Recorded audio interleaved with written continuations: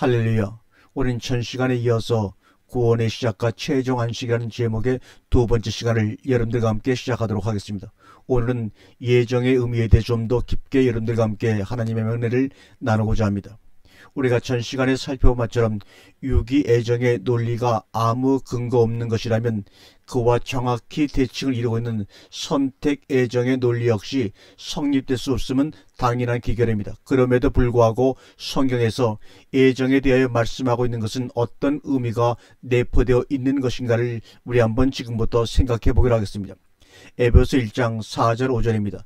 곧 창세전에 그리스도 안에서 우리를 택하사 우리로 사랑 안에서 그 앞에 거룩하고 흠이 없게 하시려고 그 기쁘신 뜻대로 우리를 예정하사 예수 그리스도로 말미암아 자기의 아들들이 되게 하셨으니 라는 말씀은 분명히 예정에 대하여 언명하고 있습니다.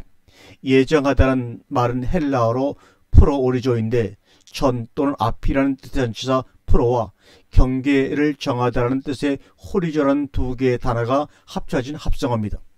이 문장에서는 과거분 사형태 프로오리사스가 사용되었으며 창세전에 하나님께서 하나님의 자녀들을 택하셨다라고 말씀하고 있습니다.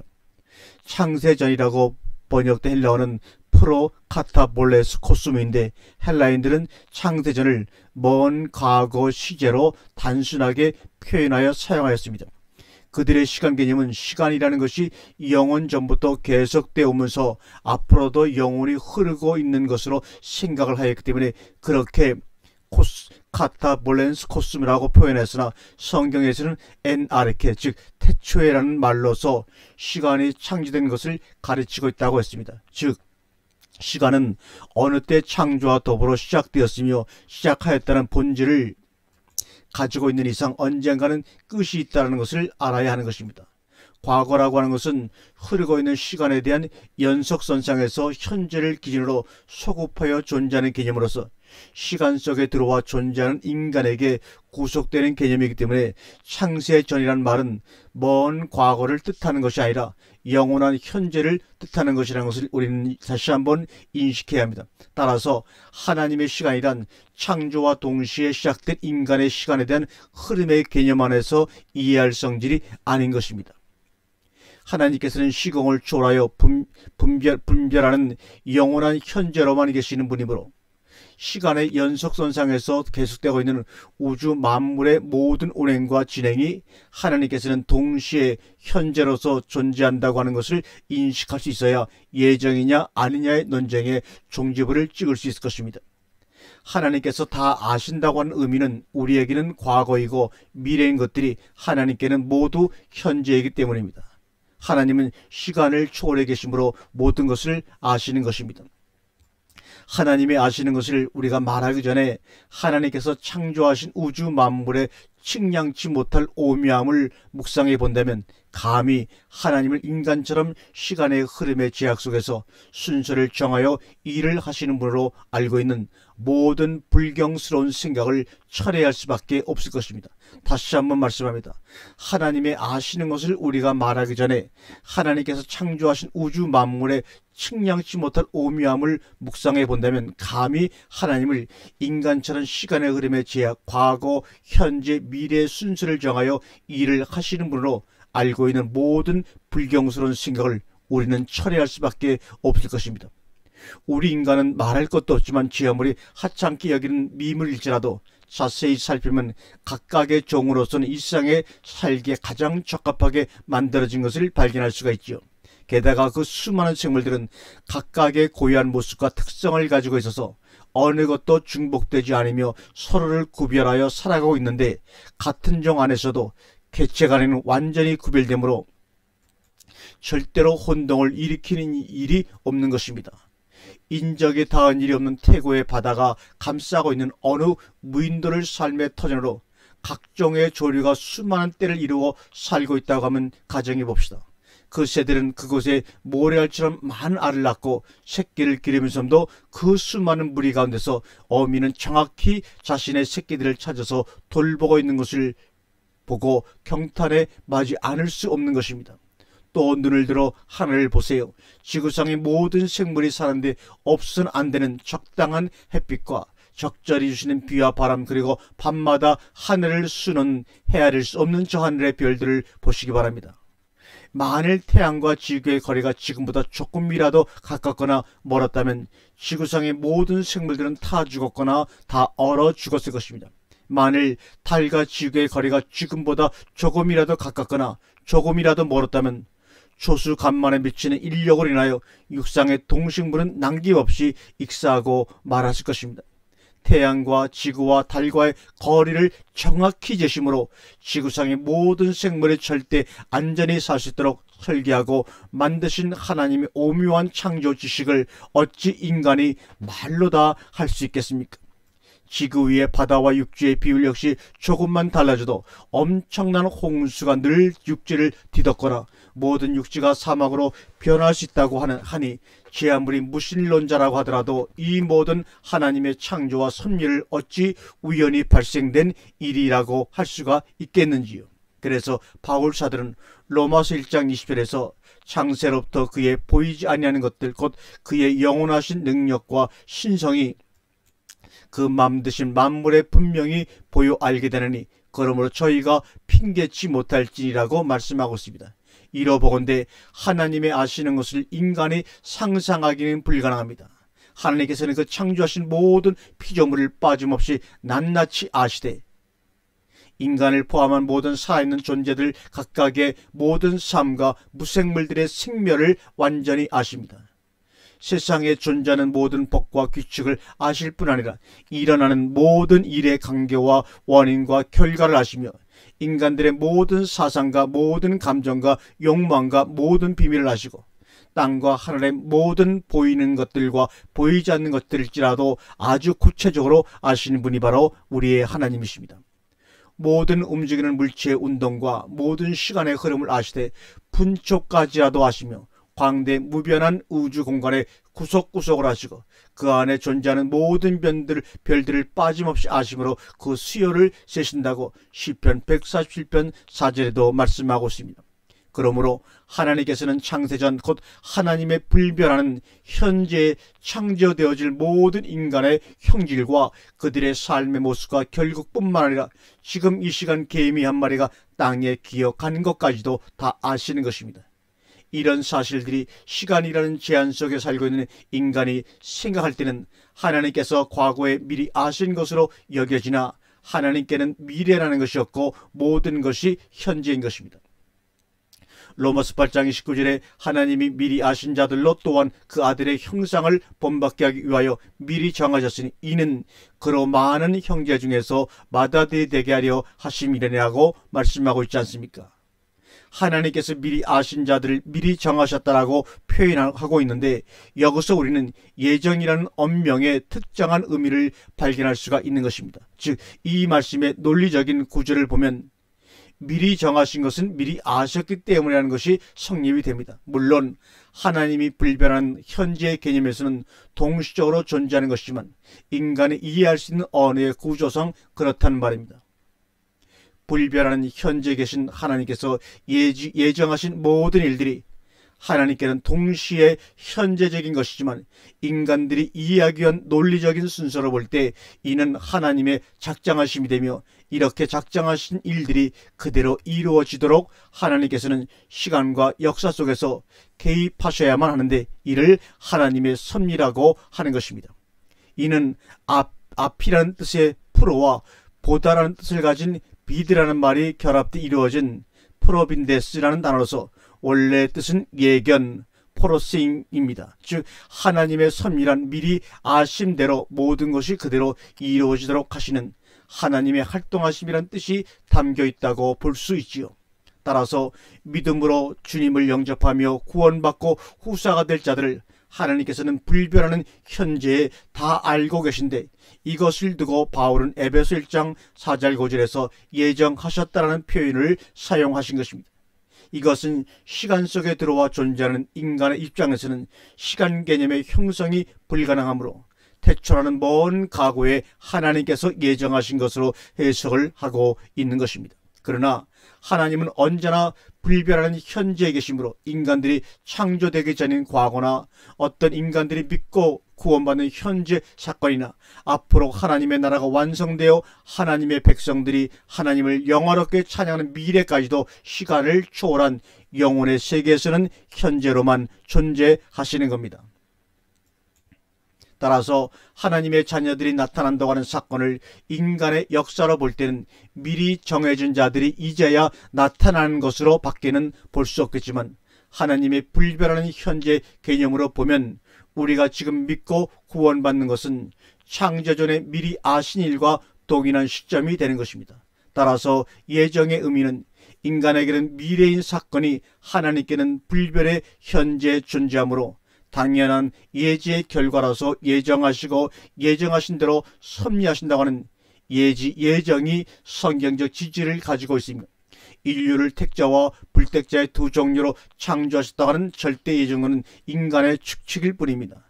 다시 말해 선택의 예정의 짝을 이루는 유기의 예정이 성경에 나타나지는 않지만 선택의 예정이 성경에 언급되므로 자연이 상대적인 유기예정의 논리를 억지로 추론했다고 하는 것입니다. 그러나 유기예정의 논리는 추론되어질 성질이 아니고 성경 말씀에 반하는 논리이므로 상대적인 선택예정의 논리 역시 포괄적인 진리가 아닌 특정한 의미를 가진 언명으로 봐야 한다는 것이 성립됩니다.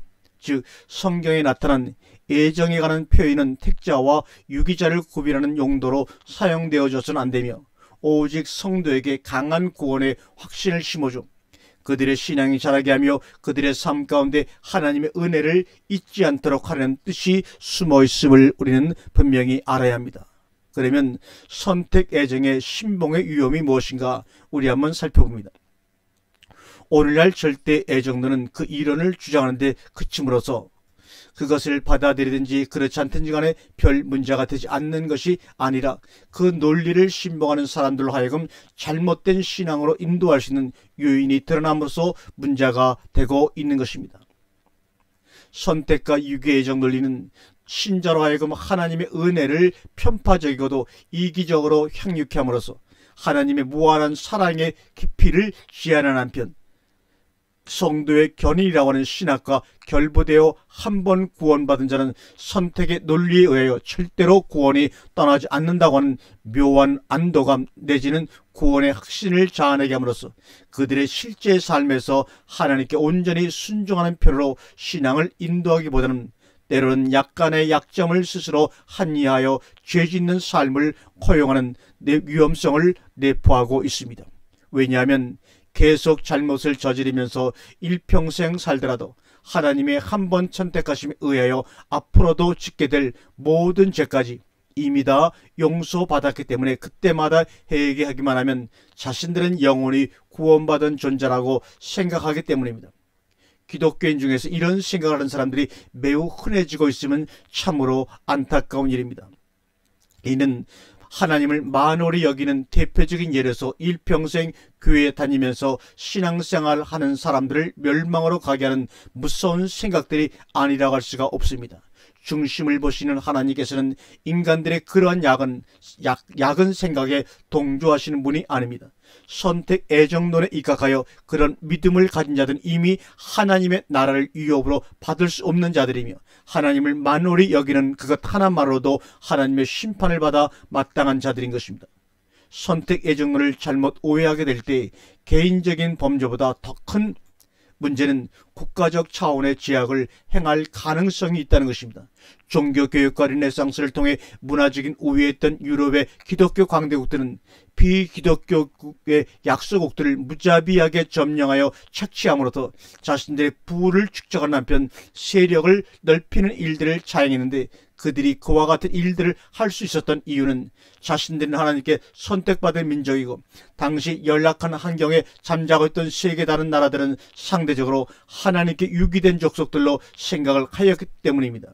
절대 예정론에 따르면 하나님으로부터 버림받은 자들은 그들이 누구인지 잘 알 수는 없으나 만일 구별해낼 수 있다면 어차피 멸망의 자식들이기 때문에 세상에서 사는 동안에도 인간으로서의 존엄성을 누릴 필요가 없는 것입니다.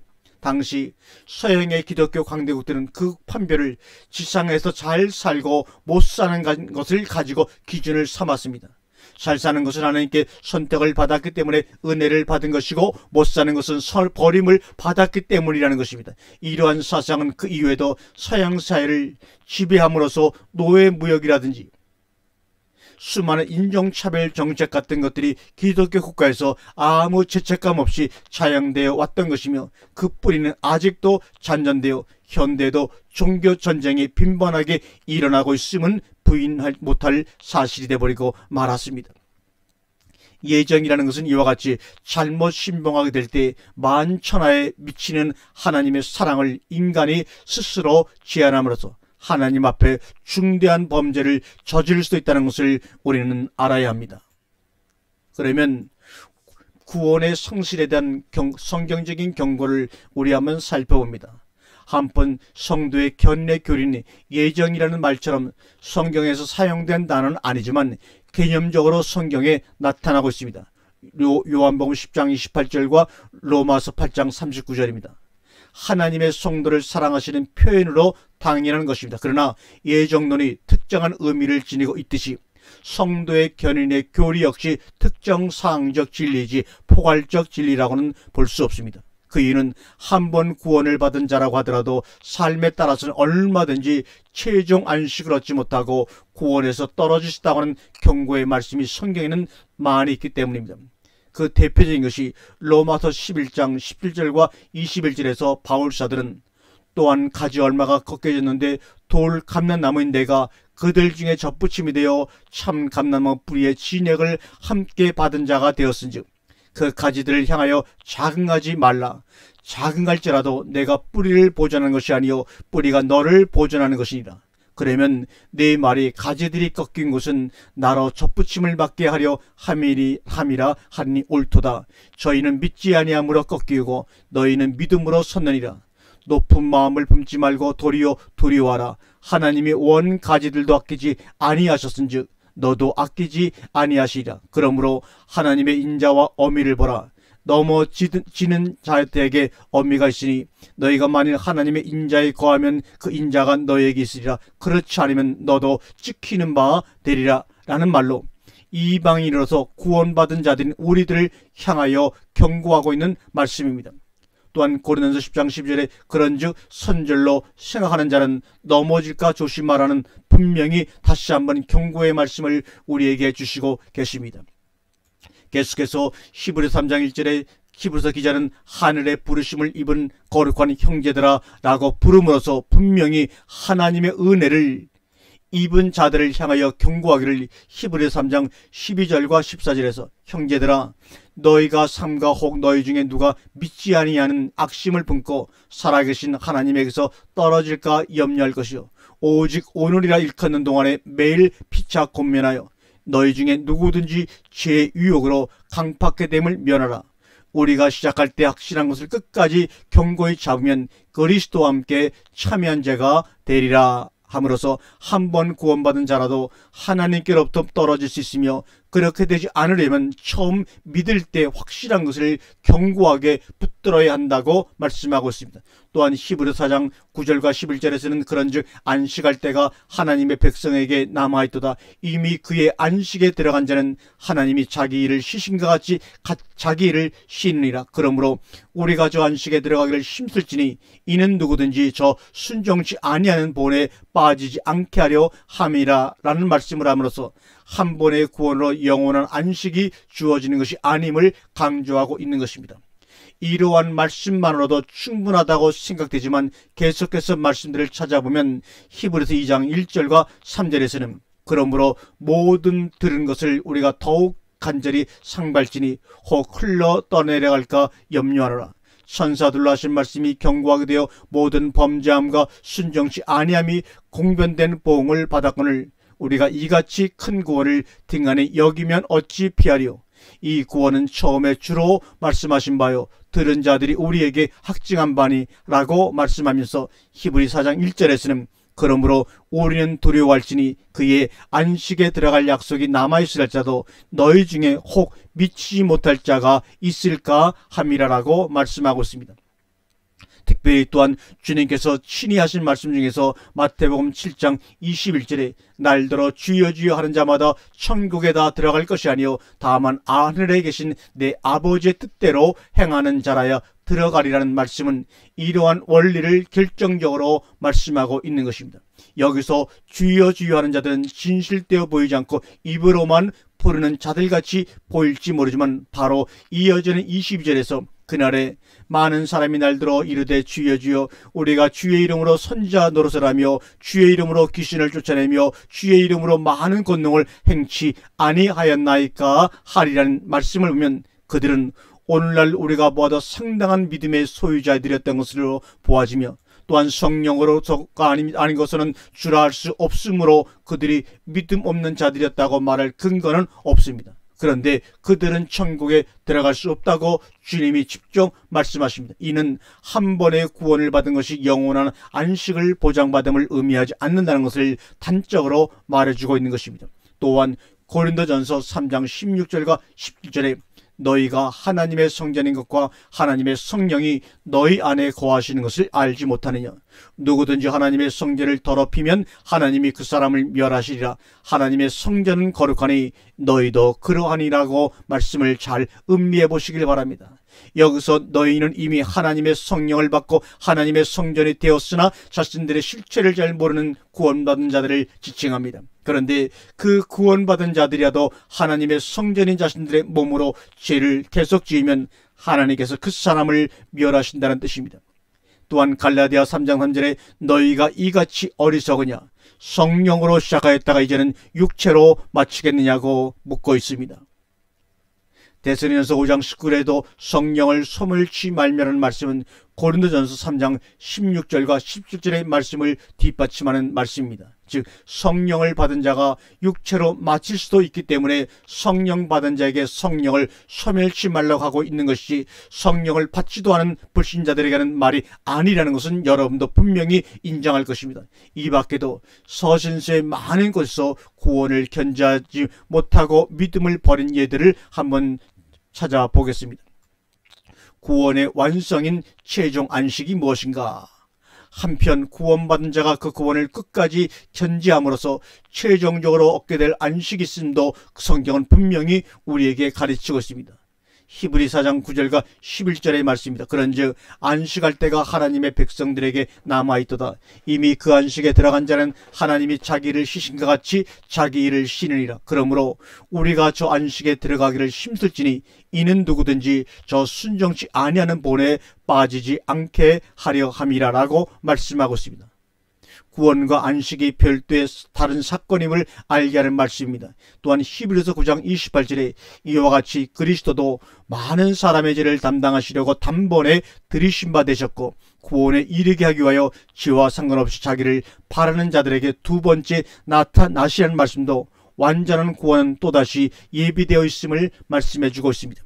또한 로마서 13장 11절에도 또한 너희가 이 시기를 알거니와 자다가 깰 때가 벌써 되었으니 이는 이제 우리의 구원이 처음 믿을 때보다 가까이 왔음이니라고 말씀하고 있습니다. 또한 베드로전서 1장 5절에도 너희가 말세에 나타나기로 예비하신 구원을 얻기 위하여 믿음으로 말미암아 하나님의 능력으로 보호하심을 입었나니 라고 함으로써 이와 같은 말씀들이 모두 앞으로 완성될 구원이 다시 있음을 가르쳐주고 있는 것입니다. 또한 빌립보 2장 12절에 그러므로 나의 사랑하는 자들아 너희가 나 있을 때뿐만 아니라 더욱 지금 나 없을 때에도 항상 복종하여 두렵고 떨림으로 너희 구원을 이루라는 말씀도 이를 뒷받침해 줍니다. 즉 믿음은 구원의 시작이며 구원의 완성은 주 예수 그리스도의 날에 이루어진다고 하는 사실을 잊지 말아야 하겠습니다. 만일 한 번 받은 구원이 절대 떠나지 않는 것이라 한다면 이 상에서 살펴본 이러한 말씀들은 도대체 우리가 어떻게 해석하고 받아들여야 한다는 말입니까? 절대 성도 견인의 교리를 주장하다 보면 이러한 말씀들이 성경에 나올 때 적당히 얽어버리고 그냥 넘어가는 도리밖에 없습니다. 교리를 신봉하다 보면 성경 말씀의 일부분이 필요한 말씀이 되고 마는 것입니다. 우리가 성경에 의하면 하나님의 은혜와 사랑은 모든 자들에게 동일하게 미치고 있으며 모든 자를 향하여 구원회로 초대를 하고 계시나 각인의 반응에 의하여 세 부류의 사람들이 나타나고 있음이 분명합니다. 즉 어떤 자들은 믿음으로 화합하여 구원을 얻고 최후의 안식을 얻기 위한 믿음의 길을 가게 되며, 또 어떤 자들은 믿음으로 구원을 받기는 받았지만 성령을 쫓아 살지 아니하다가 최후의 안식을 얻지 못하는 자들도 있고, 또 어떤 자들은 아예 믿지 않음으로써 구원의 기회를 전혀 얻지 못한 채 멸망의 길을 가는 것입니다.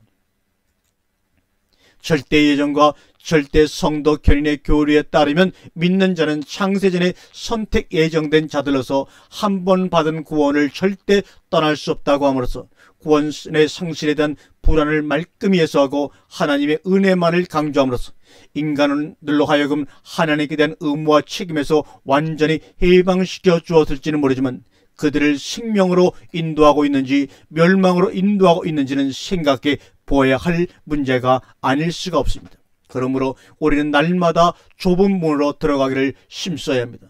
중세 기독교는 구원을 얻기 위한 방법으로 인간의 공로를 너무나 지나치게 강조함으로써 그것을 악용한 교회 부패로 말미암아 끝내 종교개혁을 일으키게 하였습니다. 종교교육가들은 한결같이 중세 교회에 대한 심한 염증을 가지고 있었기 때문에 종교개혁의 본물이 터진과 동시에 그 전까지 유지되어 오던 신앙을 한꺼번에 완전히 뒤집어 버렸습니다. 그래서 구원에 있어서도 하나님의 절대 주권만을 지나치게 강조하게 되었고, 그러다 보니 인간으로서 해야 할 측면을 완전히 제거해 버릴 수밖에 없었던 것입니다. 또한 당시의 종교개혁가들의 사상과 이념이 담긴 저술들을 읽어보면 자신들의 주장에 대한 반론을 사전에 봉쇄하는 의도가 돋보이며 적대적인 어휘를 끊임없이 사용한 것을 볼 수가 있습니다. 그들은 매우 흥분된 어조로 교리를 설명해 나가고 있는 것을 알 수 있는데, 이는 당시의 잘못된 신앙과 중세 기독교의 교권주의를 비판하는 데 초점을 맞춘 나머지 과도한 반발심이 작용하고 있기 때문인 것 같습니다. 루터를 비롯하여 칼빈이나 쭈빙그리 그리고 낙스 같은 종교개혁가들은 모두 훌륭한 분들이며 매우 존경할 만한 분들이면은 틀림이 없습니다. 또한 그들의 신앙과 학문적 업적은 후대 우리 그리스도인들이 우리들에게 기감이 되고도 남음이 있습니다. 그러나 그들은 하나님의 택하심을 입어 성령의 절대적인 영감을 부여받은 사도와 같은 권위가 있는 자들은 아니기 때문에 오늘날의 시점에서 볼 때 그들에게도 약간의 오류들이 발견되고 있음을 부인하지 못합니다.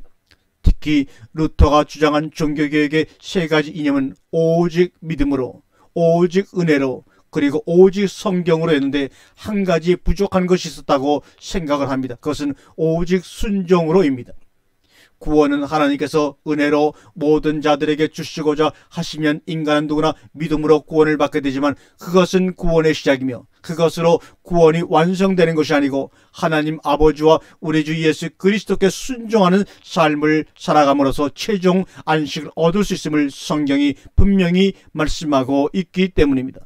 우리의 신앙생활은 어디까지나 성경 말씀에 근거하여야 확실한 구원을 보장받고 진정으로 천국을 유업으로 받을 수 있을 것이며, 어떠한 교리에 의하여 영생을 소유하게 되는 것이 아님을 명심해야 할 것입니다. 성경 도처에서 경고하고 있는 말씀을 무시함으로써 일평생 열심히 신앙생활을 하였지만 최종적으로는 하나님의 진노를 면할 수 없게 된다면 그때는 아무리 후회를 해도 돌이킬 수 없는 것입니다. 우리는 누가 뭐라고 해도 믿음의 결국 곧 영혼의 구원을 받아야 합니다. 그러기 위해서는 성경의 모든 말씀에 순종해야 합니다.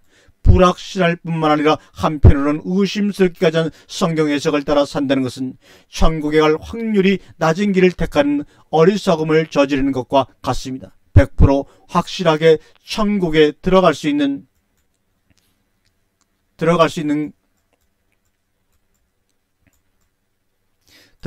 것 같이 성경에 분명히 나와 있는데도 불구하고 그 길이 힘들고 어렵다고 느껴 많은 자들이 약간 피해갈 수 있을 법한 길을 택하는 것입니다. 그러나 우리는 항상 누가복음 13장 23절과 24절의 말씀처럼 혹이 여짜오되 주여 구원을 얻는 자가 적으니까 저에게 이르시되 좁은 문으로 들어가라.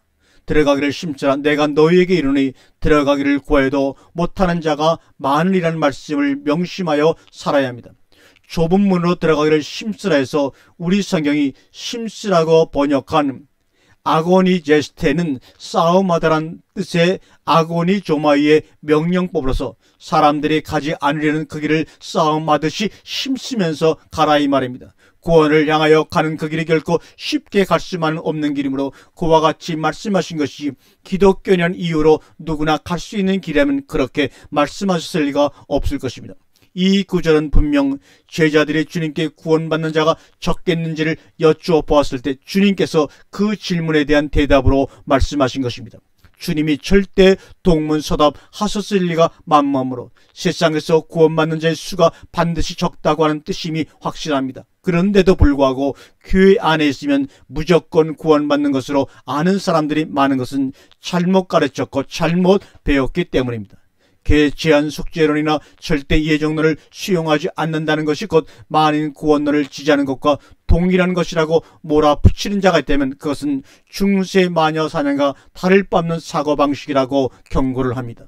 만인 구원론은 구원의 적용이 믿음으로 반응한 자들에게만 유효한 것이 아니라 모든 자가 결국은 구원에 이를 수 있다고 하는 교리로서 제한 속죄론보다 더욱 잘못된 이론입니다.